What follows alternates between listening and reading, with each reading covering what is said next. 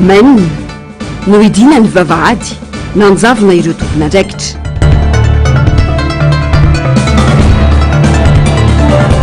Sehatra tsy miankina mihevitra ny anatevin-darana ny fitokonana nataony SSM.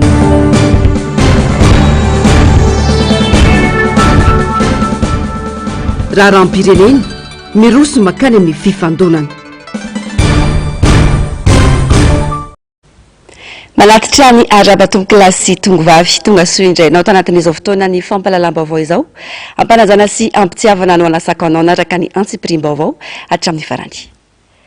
Pejiny raharam-pirenena avy hatrandry famerenana ny mahatany tandalana sy ny fiandrianam-pirenena malagasy fanovana ny rafitry ny fitsarana avo momba ny lalam-panorenana sy ny avomiera malotena misana ny fividianana madio mangarahara ekeny rehetra ary andraisan'ny rehetra anjara santonany amin'ny fitakiany ireo vondran'ireo kandida ireo sy ny mpiaradia aminy mitontolona mandrapahatratra n'ireo tanjona ireo anosy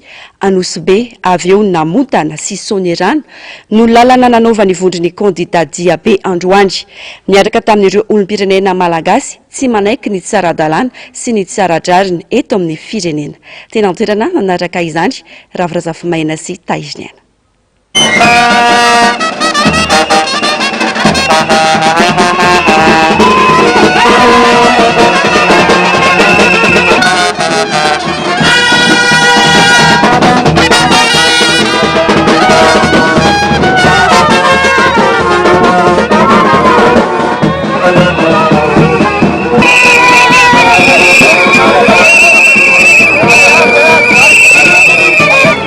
Rakotofa Junior no nitarika ny Diabe nanomboka teto Anosy.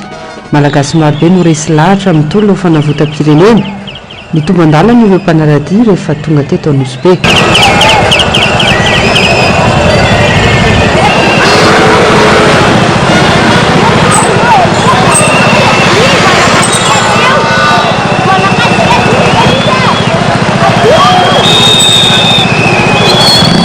Ohatrany hoe mahafinaritra anazy zany ilay fanentanana amin'ilay hoe izy raika ambin'ny folo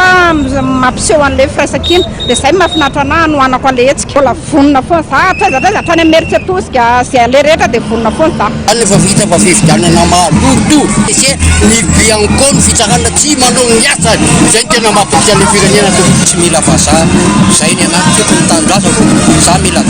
gasy reny izay ny anahy manjaka loatra zany a dia fitondrany any Rajoelina amin'izao efa tsy kandidatsony izy efa tsy filotsony izy dia mbola mampanjaka an'ireo mpitandro filaminan'ireo fa tsy ekenay zany ary ny fitiavana ny tanindrazana ary ny fandroahana azy tsy ho etan'ny firenena itsony atony atoavany azo antolo izao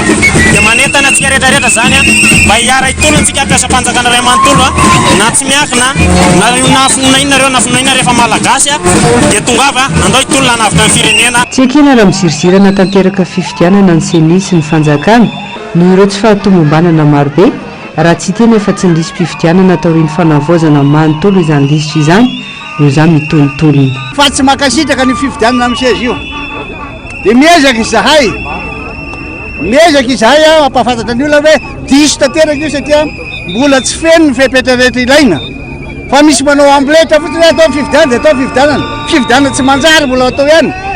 Jereo raha mahitinareo amin'ilay tableau fametrahana fisy ireny tsisy olona mipetraka eny na ka ampitao avoaka malagasy rehetra atsangano le saigna amin'ny atsasany dia manaova kanjo fotsy rapitso. Nanamafy lehibe natoky MTS Roland Atsiraka fa tokony hajanona ny fifidianana rajaina lalam-panorenana noho tsy fahafahan'ny kandida Robelina Andry Roso amin'ny fampelezan-kevitra taoriandratra nahazo azy. Eniko aminareo fa tsy ara-dalàna avao maika izy manitsakitsaka ny lalam-panorenana mazava raha vao misy kandida tsy afaka manao propagande satria marary mbafy ary izy tsy eto atoerana dia tokony miato ny fifidianana mazava be zany izay misy nanambaranay hoe tokony ahato ny fifidianana satria na io lafiny anankiray io monja dia tsy maintsy hajanony HCC fifidianana kanefany a mbola miteny izy hoe tazonina ihany le daty ho tsarainy tantara io HCC io a tsy voavoalohany izy nanalabaraka ny vahoaka malagasy nanalabaraka ny tenany a fa tsy fanaran-dalàna lava io a tsy azo ekena ary tsy janona mihitsy ty tolona ty a raha tsy miova reo rafim-panjakana rehetra reo tompolasy tokovavy. Namakivaky any namotana ny Diabe avy teo Anosy be ary mitoetra ny Sonerana.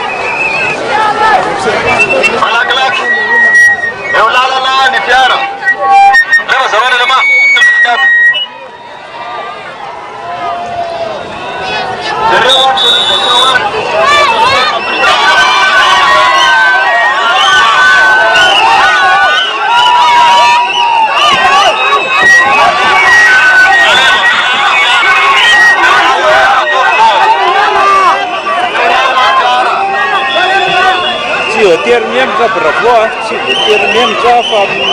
la napuccia de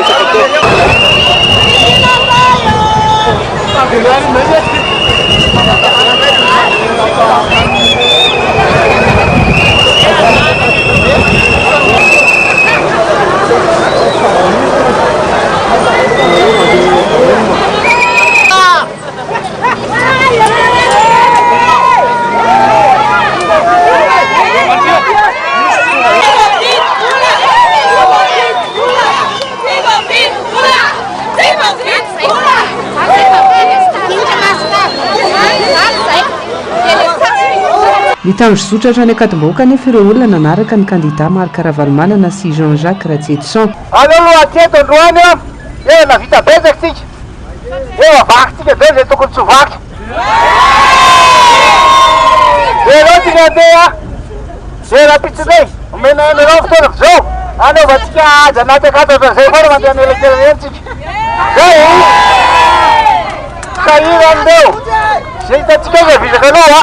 Hitatsika zay visaka aloha dia zao makasitaka anareo misolo tena andreo le collective de candidat. Venatsika amin'asaky ankajoenina e. Statisty gastsony. Efa nanao voady tamin'ny frantsay io.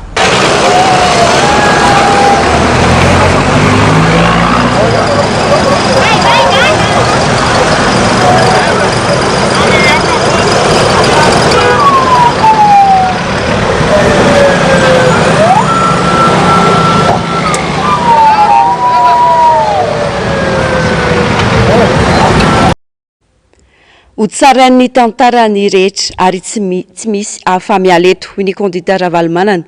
manoloana ny fitanilana amina kandida iray ataony lehibe ny gouvernemanta sy ireo rafitra mikirakira ny fifidianana toy ny seni sy ny fitsarana avo momba ny lalam-panorenana anody anareo io ho ihany izy no tsindriny ihany koa fa tsy azo ekena ny kandida vazaha irotsaka hovidiana midika firaisana tsokombakomba amin'ireo rafitra lehibe misy eto amintsika ny nazony kandida vazaha ny rotsaka hovidiana izay fandikana ny lalam-panorenana malagasy fanampanazavana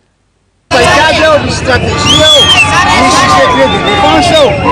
misy fifanarana bilatéral ao faharoa tsy maintsy mijery ny tombontsoa ambonin'ny firenena raha ohatra anao tsy malagasy lasa manana engagement filazana azy na manana hevitra any ambadika any miafina tsy manana an'le atao hoe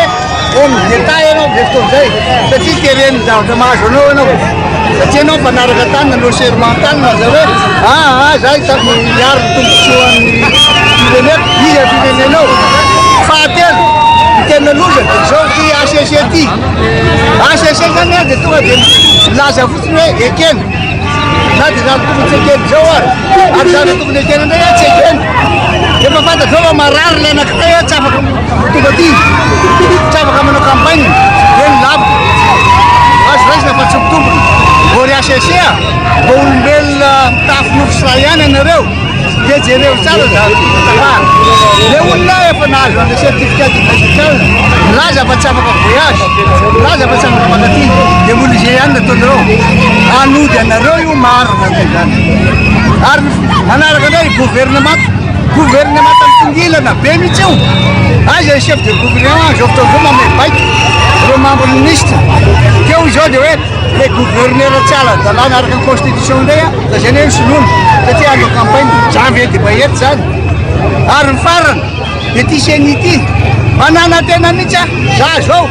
orsenia izy reto le fahalala sy le capacité mihitsy tena tsy ampy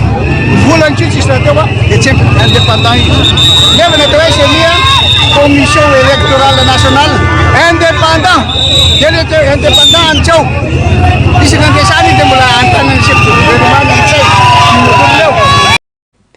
mijany eo amin'izay vaovao izay andry mijoro ary mitoy ny tolona ho an'ny vondriny kandida tsy fatahorana fividianana akory no antony tolona fa fitakiana ny famarinana ho ny kandida Razafintsandrofa Brunel tsy misy atahorana ihany koa fa mitady filaminana ny vondriny kandida hoy kosa ny kandida Razafinjoelina Tahina tady vaovao ny Jessica Miray eo amin'ny sary sy rindrantsary ny Mano Randriamalala inina ely amin'izao ny resaka famiaravany vondriny kandida resaka inina anaparitana ny vondriny kandida ny izany tsy any ny olana fa ny fitakiana famerenana ny fiandrenam-pirenena sy ny tany tandalana asehoko anareo a carte électorale reto a tamina fokotany ray doublon reo fokotany ray tompoko nesan'ny ankizy zay ane raha mijoroka amiteny hoe misy tsy mety zay tsy miteniteny foana fa zay manana profo e mbola fokotany ray reo a amin'ny 7 sy ray alina mbola mandeha ny asa mbola azo betsaka zahay raha miteny hoe mba handao aseho eny amin'ny petadrindrina ny lisitra mpifidy mba hampilamina ny zavatra neny angatahanay e nenay zany zavatra mahitsy sy marina tahaka izany ny angatahana zany resaka ao zany a dia ao anatin'le voizina anaparitahana an'ilay kolektifa ary zany zavatra any tsy hidirako mihitsy satria averiko aminareo foana ho amin'ny saina tsy miangatra inona ny tokony ho ataon'ity firenentsika ity amin'izao anaraka ny tenin'ny kolektifa ave miteny hoe aemory aloha tsy isin'ny korotana satria io ohatra mivantana président Ian Robel anankiray président Sénat reny nisy nanana mpitahoatra mialatsiny aminareo a mahalala daholo tsika rehetra zao fa io liste électorale io a de feno fahadosoana inona ny olana hitenitsika tsy ara-dalàna ave fa maninona ka mera zao lany mandat maninona ny mbola ara-dalàna izy manohy efa tokony isany zao ny appel aux électeurs sy 10 andro tsy any ny olana e aleo tsy hodikodinantsika le olana tsy anyny olana misy zavatra miomana any a manao zay ampandehan'io ankaterena ka amiko mialatsiny afahitsy amiko de na ianao matahotra na ianao miraitsy kombakomba raha mandroso amin'izany zavatra fantatra fa tsy marina zany nafiry izahay no mivondrona hoy ny kandida Razafy Andraofo dia vondrona foana ny fiantsonanay na kolektif tsy miova ny fitakiana dia ny fitakiana ny ametrahana fifidianana madio sy mangarahara le izy tsotra nafiry fa zahay aloha dia kolektif dia kandida mitambatra ao anatin'ny fanoherana le zotra mpifidianana nohoninona tsy fahatahorana fifidianana zany mihitsy araky ny voizina rehefa hitanao zao le zotra fa na inona finiavana tsara nananao nefa tsy andehany amin'ny fahamarinana le izy dia ozy hoe fahaditsona be vava raha mbola hitsoraka amin'izany raha izay faharoa raha ohatra tsika ka fiarahamonina ny lamina ary fiarahamonina tsara taiza tsy nilaina akory ny fampelezan-kevitra satria ao anatina bulletin unika efa eo daholo ny sary sy ny anarana fa mandra-pahovintsika voanana ny atao hoe inona moa zany ny andikanan' amin'ny teny gasy hoe fahatakarana iombonana na conscience collective ny tena olana eto Madagasikara tsy misy ny atao hoe conscience collective satria abadoina le gasy pitena le fampianarana eto Madagasikara tamin'ity fitondrana ty misy an'izany hoe izy raha nareo niany e dia milahatra eo 3 andro dia ny raha azo amin'igny raha hoanina ndraik'andro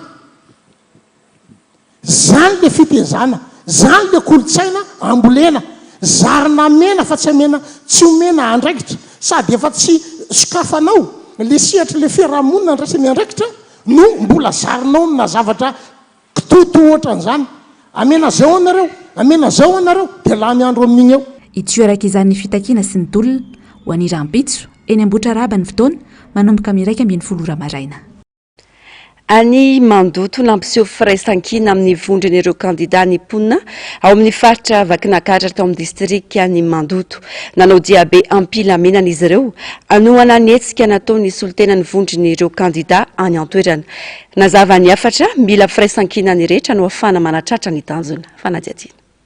taoriny diabe ampilaminana nataony solotena ny vondron'ireo kandida avy eto amin'ny faritra vakinakatra tao amin'ny distrika ny betafo dia teto amin'ny distrika mandoto indray no nanaovana ny hetsika ny alarobia 5 ny volana oktobra 13 sy 20 lasa teo tamin'ny 12 oratoandro no nanomboka ny diabe ampilaminana ny rano tamin'ireo vahoaka marobe ary namakivaky ny tanàna mandoto na dia teo aza ny hafanana be migaingaina izay anisan'ny afantarana ity toerana ity dia tsy nasakan'ireo vahoaka anioneviny tonga dia tia toerana nanatevin-daharana izao hetsika izao ny lolon'i Madagasikara izay voafidy tato anatin'ny faritany Antananarivo rakototra ny be Michel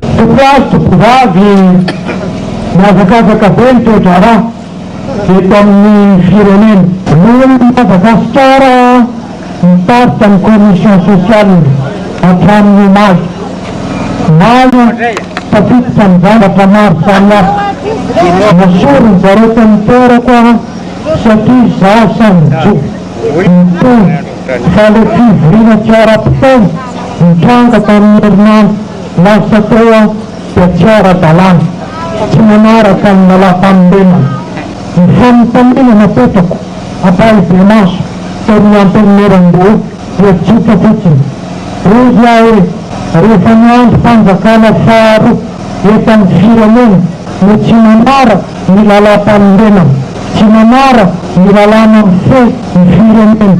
iza moa zany no anaraka lalàna eto Madagasikara tsy mampaneniny zany fa zany dia manapoky fa reo olona eo ny fitondram-panjakanareo a dia tsy manara-dalà mihitsy amin'ny zavatra rehetrarehetra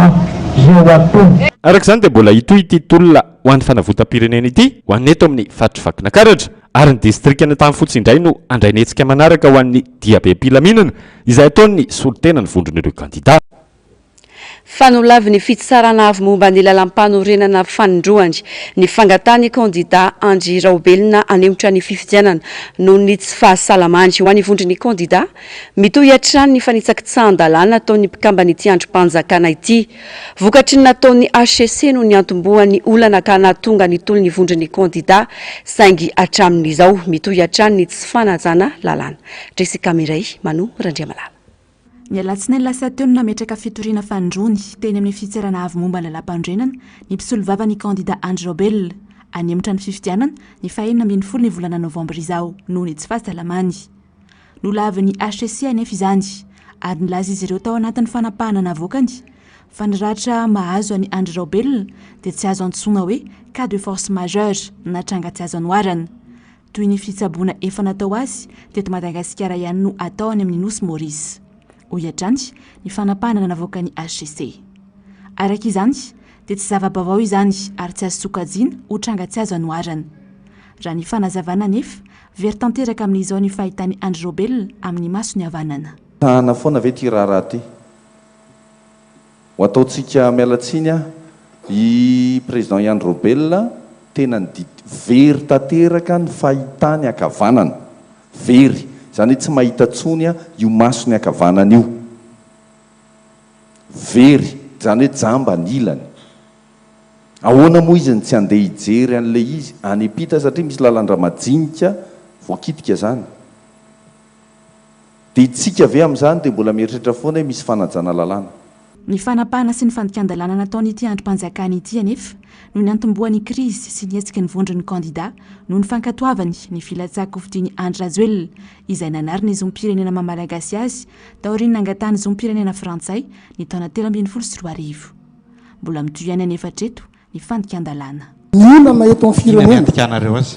Niolana eto amin'ny firenena. Ary za eto dia te ametraka fanontaniana hoe mandra-pahoviana ny lamina nyity fiarahamonitsika ity amin'ny fanapahan-kevitra raisin'ny HCC io. Satria niainga avy eo amin'ny HCC mihitsy ny olana misy ary mampisy an'izao problème zao. Dia tsy fanajana n'ilay andininy faharoa amby efapolo ao amin'ny lalàna mifehy ny fizakamanana na ny code de nationalité tsika eto Madagasikara. Ninona zavatra ambara dia okotsika ahitsy. Fa eto kory tsy misy hoe ty lalàna ajaina, ty lalàna toavina, ty lalàna katoavina, ty lalàna ekena, fa reto azo tsekena ary azo ekipina maso. Nefa tsy zay ny zavatra nataon'ny HCC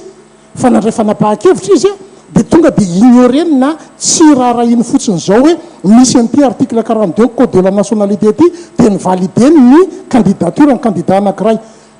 Eo niteboka iaingan'ny olana rehetrarehetra dia mbola mitohy mandraky ty ny androany le fandraisan'ny fanapahan-kevitra zay mifanohatra amin'ny eritreretin'ny olona fa tokony marina rariny ara-dalàna ary indrindrindra ara-darina naratra le rahalahy naratra le kandida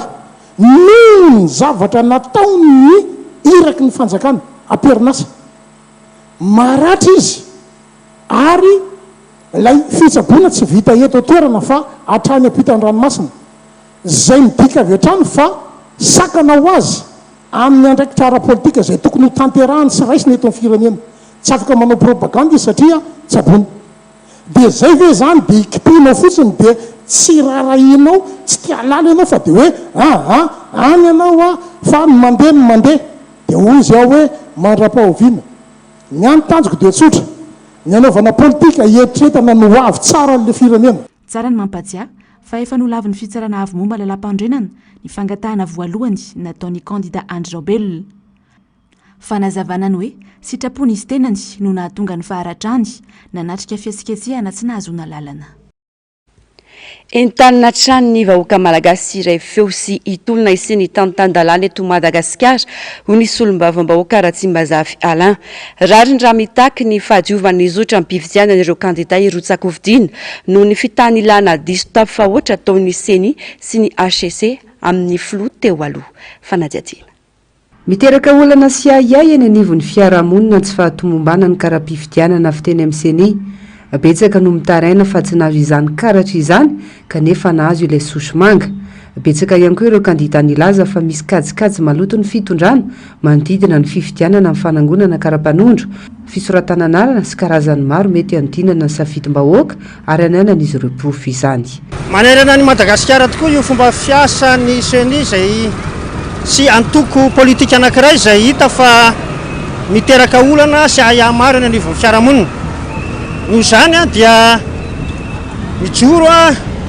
ny vahoaka malagasy amin'izao fotoana izao. Ny mba tokony andraisana fanapahan-kevitra aloha ny any amorana ny fifidianana eto Madagasikara ary ahafahantsika mahita vahaolana hitondra soa an'ny firenena. Izay ny tanjon'izao hetsika ataon'ny vahoaka malagasy izao. Entanina hatrany isika vahoaka malagasy mba hiara hijoro hatramin'ny farany tsika tsy anaika raha sy tafamperaka eto Madagasikara izany tany tandalana izany. Ary olona mendrika ny tantana amin'ny firenena no hitatana ny firenena izany vokatry ny safidim-bahoaka ao anatin'izay fifidianana madio sy mangarahary izay. Mibaribary ny fitongelana ny HCC sy ny CENI ny kandida ny fitondrana ihany tsy azo atokisana noho izany ny fifidianana. Fantatsika fa ny HCC amin'izao fotoana izao dia tena mitongilana amina kandida anankiray izay hita fa mpanitsakitsaka ny lalàna maro samihafa eto Madagasikara. Dia hita sy tsapa izany amin'izao fotoana izao fa mitovy foana ny fitongelanana na fitanilana ataon'ny fitsarana avy momba lalam-panorenana ka izay no hanamafisana ny hoe tsy azo atokisana intsony raha ny fitsarana avy momba lalam-panorenana eto Madagasikara amin'izao fotoana izao. Izay no hijoroan'ny kandida raika ambin'ny folo miaraka amin'ny vahoaka malagasy amin'ny hoe famiatrahana ny tany tandalana eto amintsika ka inona santenaina fa tsy maintsy hisy ny fandraisana ny fanapahan-kevitra iombonana mba ahafahana mamaha an'izao krizy eto Madagasikara izao. Manodidina izay vaovao ny raharam-pirenena izay ihany miroso makany amin'ny krizy i Madagasikara manoloana ny Bemarena sy ny fitanilany fitondrana amin'ny kandida-mpanjakana.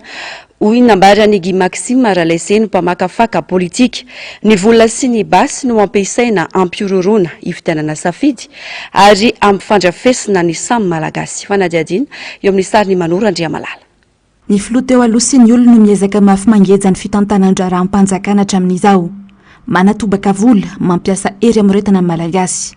Miny mikipy tsy mahita ny fitakiana fifidianana madio sy ny famerenana ny fiandriana am-pirenena. Ahina nefa nisy ny fifandonana mahery vaika sy ny krizy mafy eto Madagasikara raha izao fizotry ny raharam-pirenena izao. Tsy maintsy hifandona zany ery roa samihafa zany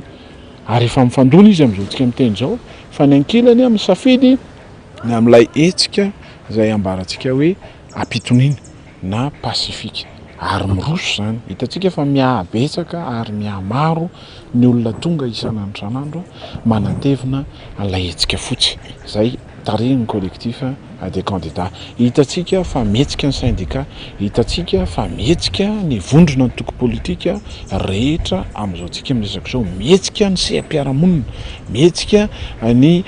société civile amin'izao tsika miresaka izao. Dikan'izany zany efa manomboka memahazo toerana, mihetsika ny any amin'ny faritra, manomboka memahazo toerana ary mibahana ny hetsika fotsy fitakiana ny fiverenantsika amin'ny tany tandalana voalohany indrindra. Faharoa dia ny fisiana fifidianana madio, voahomana tsara ary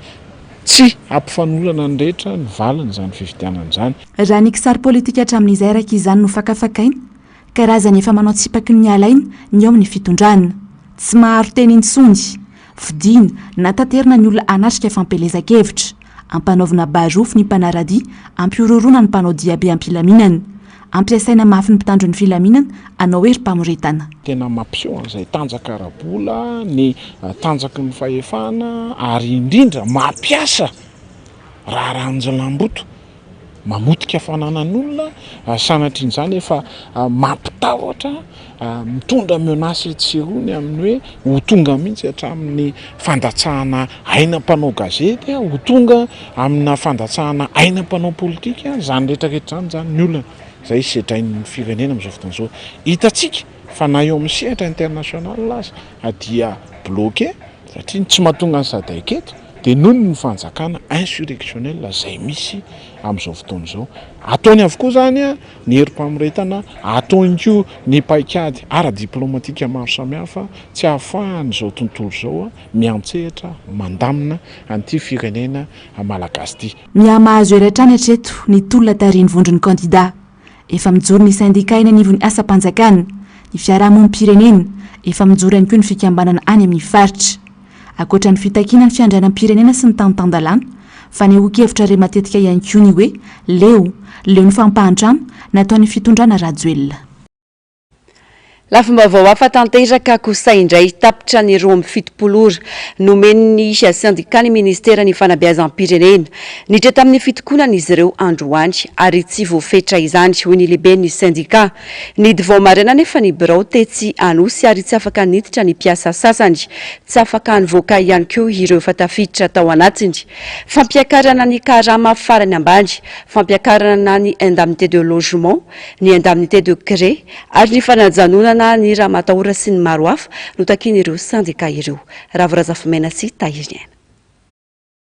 Isan'ireo sehatra tena nompo-tena tato anatin'ny 5 taona ny fanabeazana any ka samy mahatsapa ny rehetra fa nijotso ny lenta ny mpianatra malagasy satria tsy zarizary ny fepetra ampitan'ireo mpampianatra ny fanabeazana manetsy tadiny anefa ny fanjakana manoloana ny fangatan'ireo mpampianatra sy mpiasa misehatra anatin'ny fanabeazana nanomboka androany dia niroso tamin'ny fitokonana faobe ny syndicat ny mpiasa teto amin'ny ministera ny fanabeazam-pirenena mbola niezaka ny fampidinika tamin'ireo tompon'andraikitra ihany ny lehibe ny syndicat ny mpiasa saingy tsy nisy namono varavarana fidirana hatramin'ny mpiandry vavahady tsy hita teo. Mpiara-miasa antsika fa aza matahotra fa manatona kely eto ianao koa ve dia tsy mahafantatra ny président kamba sa matahotra lehibe mba manatona kely eto nama fa manontany kely zahay ato tsika samitsika ihany io zay mona zany ny ministera tsisy olona tsony ato tsisy mpiasa tsony alaonareo sary tsara fa tena mona mangigina tsara misaotra ny fitondram-panjakana na nidy avy hatrany ny ministera na naiky ny baiko pitoloma na avy aty amin'ny kianja na naiky ny baiko pitoloma avy aty amin'ny syndicaliste hoe engrève mena mikatona ny varavarany fiasana dia tena nitanterahany tokoa zay dia zava-dehibe zay fa dia vita ny mission anay na izany na tsy zany aza mbola miandry namana zahay io fa maro ny namana avy any alavidavitra agny zay mpampianatra frama ho tonga eto raha misy an'izany volavolan-dalàna zany any amin'ny parlemanta mandeha avoahinareo fanjakana mila misitraka an'izany zahay zao de zao vina hoe zao de zao vina hoe vina hoe mila misitraka an'izany tsika zao de zao mila misitraka an'izany tsika fanomboana ihany ny androany ny lehibe ny syndicat samy resy lahatra ireo mpiasa fa mitombona ny fitakiana saingy eo ny raha matahora isan'ny takiana izy ireo ny fanajana ny zo ny mpiasa ny fampiakarana karama farany ambany ho 7,3 indrindra mandreo mpampianatra frama izay mbola misy mikarama manaliny hamoaka ny namanay mpiasa ao anatiny ny programanay androany reo zay efa nifampiresaka aminay fa resy lahatra izahay fa matahotra ny teritery matahotra ny orooro ka tongava ianareo amoaka anay avy ato anatiny ato fa zahay de miaraka aminareo izay no atony atongavanay eto androany indro ny agagana fa mikatona le varavarana tsy afaka miditra zay hiditra tsy afaka mivoaka zay mivoaka ny vitaindro zalalohany fotoana angamba ny asanay zany hoe tsy nampidiriny ny mpiasa hiasao de avy eo zay namanamany miasa ao zany tsy afaka hivoaka androany satria ny fitokonana de tsy maintsy ho atao eto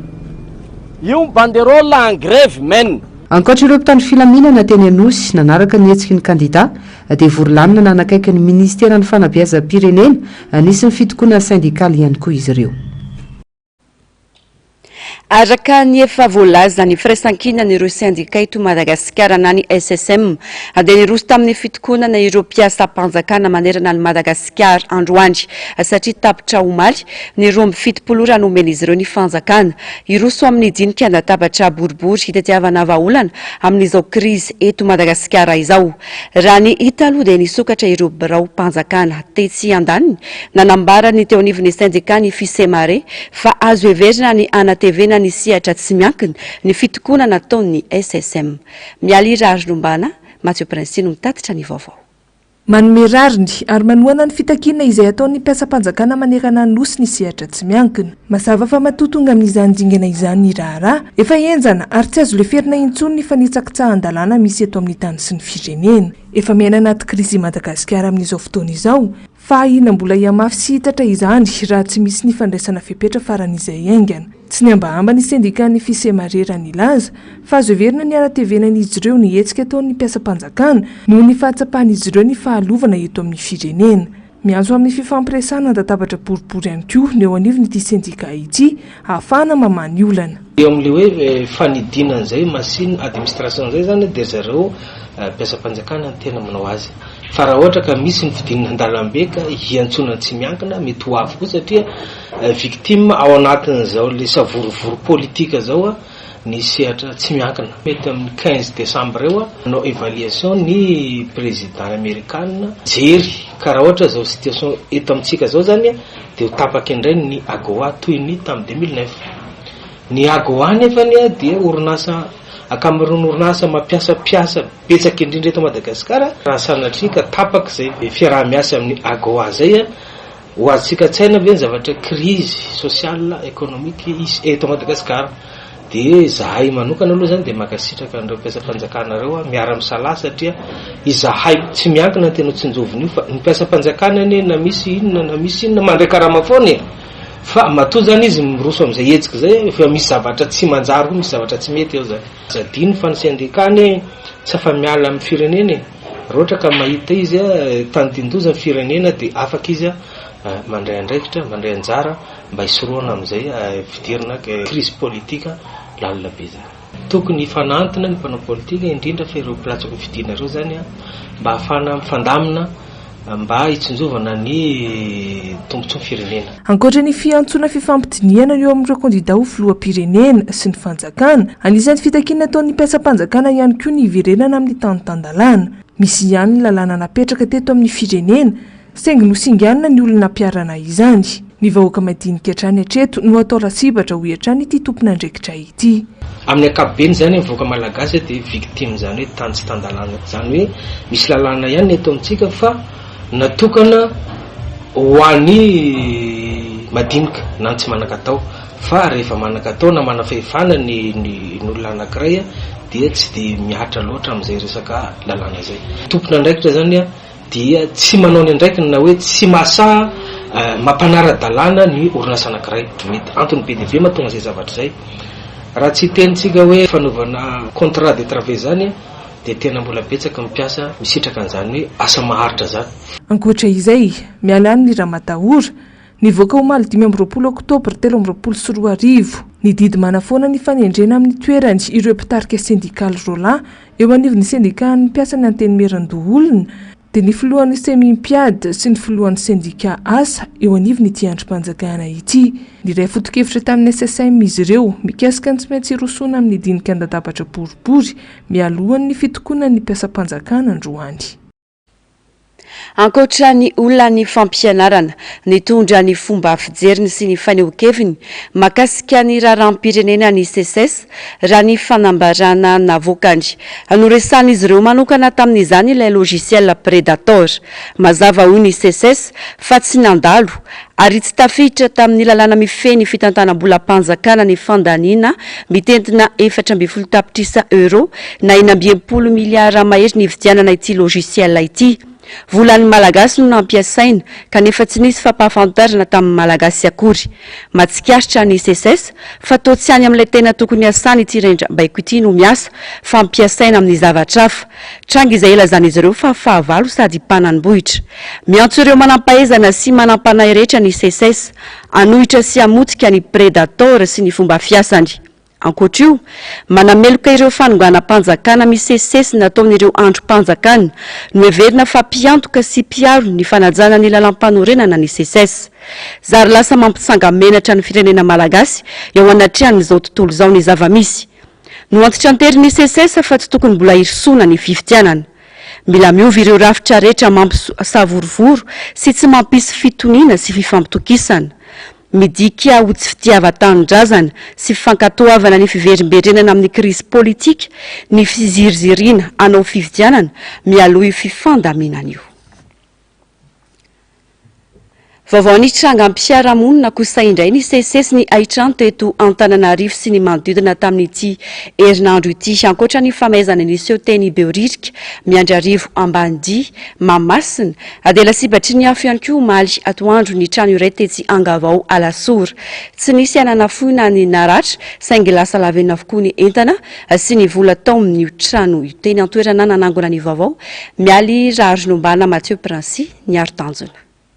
Fantany voamaty ny afo vokatry ny trano nisy eo teny tsy mialon-jafy Mahamasina omaly ny rehetra indray ny trano iray misy rihana teny Angavao Alasora io omaly io tokony tamin'ny 1.20 sy sasany atoandro araka ny nambarany mpanofa trano iray tao an-toerana vokatry ny fifampikasoan'ny herinaratra na court-circuit tao amin'ny rihana voalohany no nahatonga ny firehetana afo izay niparitaka vetivety ka nananika tany amin'ny rihana faharoa tsy nisy olona tao amin'ny rihana faharoa ka sarotra ny namoahana ireo entana satria nihidy ny trano tsy nisy ny ananafohy na ny naratra sainga maikila forehitra sy lasa lavenina niaraka tamin'ireo efitrano 5 ny entana rehetra hatramin'ny vola tao amin'ireo tokantrano ireo tombanana tapitrisany maro ny totalim-bidin'ireo entana lasa lavenina tao an-toerana. Zavanitranga zany rehefa avy nakan'ilay zanako kely telo taona sy tapan'iny ako dia apetrako teo amin'ny lalatsara izy dia za ohatra niodina tao amin'ny lakozianay dia izy ohatra nitsofoka tao amin'ilay efitrano ray dia izy mama misy may ozy izy dia nandeha nijery ako dia misy ohatra ny tselatra teo amin'ilay rindrina zay fa misy boite carré zay dia teo nitako ny tselatra dia andeha natsoaka an'ilay prise tato amin'ny lalatsara indray ako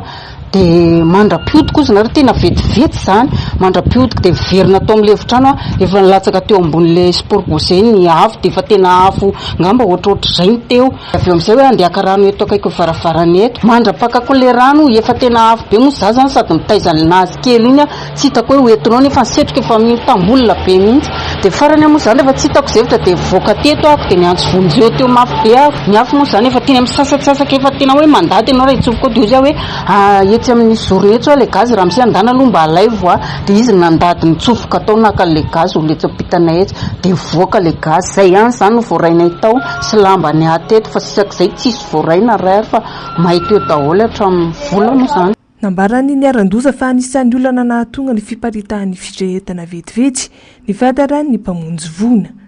nanampitrotraka ihany koa ny tsy fisindrano ka nitaza-potsiny ireo olona teny an-toerana. Pompe koa moa araka maha-pompe azy dia tena hoe ela be vely ataoko hoe afakadiny ray tany angambana tsy miafo nefa fa miakatra trany ambony lalany etsy koa moa zany misy barazy tsy tafiditra teo indray ny pompe dia tany ambony tany tsy afiangonina tatsy nihitina ny pompe ety zany tapaka foana ny pompe amin'izany lera zany tsisy rano ety dia tena hoe tsisy rano ny olona moa zany ohatrany hoe tazana fotsiny ohatrany nakasary nataon'ny olona zany fa tsy dia misy nanandry ndrano moa tsisy raha teo dia tsy hitan'ny olona izay azo atao. Nanolo tanana ireo ny arambonany teo anivon'ny kominina Alasora manoloana ny vonana azo azy ireo no mafitsiny ny ben'ny tanàna ao an-toerana fa isan'ireo olana sedren'ireo mponina ao amin'ny kominina Tantaniny ny fahatapahan-drano sy ny fahatapahan-jiro lavareny tsy vitany manotoina ny fiainan'ny mponina amin'ny andavanandro izany fa manimba sy mandrava fa nanan'olona ihany koa. Eto Alasora ihany koa matetika tapaka foana ny jiro misy ny simba zany ny appareil sy ny sisa rehetra satria amin'ny fiverenan'ilay jiro matetika